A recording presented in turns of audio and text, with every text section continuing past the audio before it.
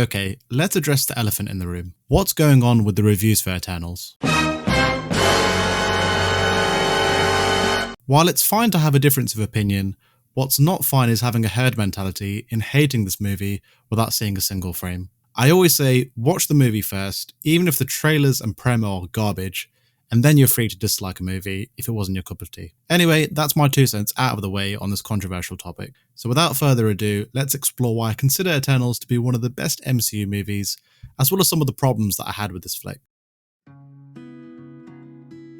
The multi-layered plot is one of the strongest aspects of the movie. In particular, the flashback scenes really serve to develop the characters and why they act and behave in a certain way. The plot is much deeper than your average Marvel movie, dealing with weighty themes such as the worth of saving humanity and the morality of using superhero powers. While many have complained about the movie's exposition, for me, it never became a problem. Director Chloe Zhao and the screenwriters do a good job of explaining the origins of both the Eternals and the Celestials without it ever becoming monotonous or boring.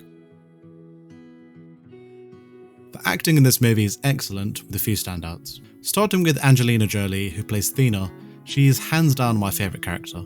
Though Thena is badass and tough as you would expect, she brings a vulnerability to the character that I did not expect. She shares great chemistry with Don Lee, who plays Gilgamesh, as both characters play a central role in the emotions of the movie. Druig is played wonderfully by Barry Keoghan. He injects his character with humour and a snarky attitude that made me gravitate towards his character immediately. The rest of the cast deliver good performances, although some more than others. Richard Madden, Salma Hayek, Brian Terry Henry and Kumail Nanjiani play their roles with plenty of charm and fun. Having said that, I wasn't a big fan of Cersei. I think it's less of a problem with Gemma Chan's performance and more of an issue with how her character is written. Cersei comes across as a very bland character with no discernible qualities that make her stand out from the rest of the team. It's unfortunate as she is effectively one of the leads in the movie. When it comes to the Deviants, they are among the most generic villains yet to appear in the MCU. The script offers little in the way of developing their motivations and purpose within the story.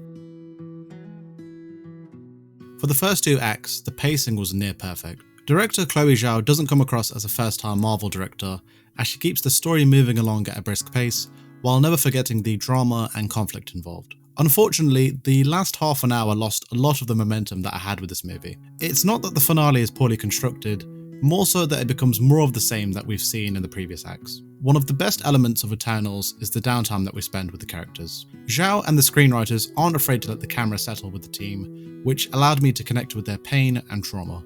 This methodical pacing was refreshing from the more fast-paced, action-heavy MCU flicks. My biggest complaint with the movie is the set pieces.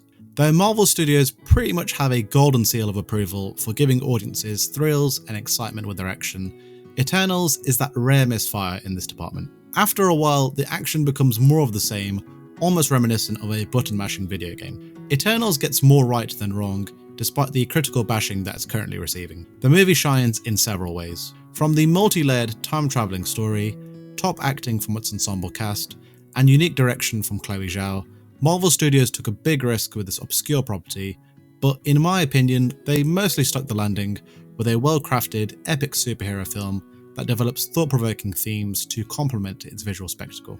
Unfortunately, what hinders Eternals from being a perfect MCU movie is in its pacing and action. The third act suffers from major pacing issues, as it feels like there's multiple endings within this finale. The action is pretty generic, with the fighting maneuvers and combinations being pretty similar from one set piece to the next. Overall, I'm going to give Eternals an 8 out of 10. So I now hand it over to you, as I want to find out your thoughts on Eternals, and did you dislike this movie or have a positive impression like myself, as I'd love to hear your thoughts in the comment section below. Thank you guys for watching, and as always, I'll see you in the next one.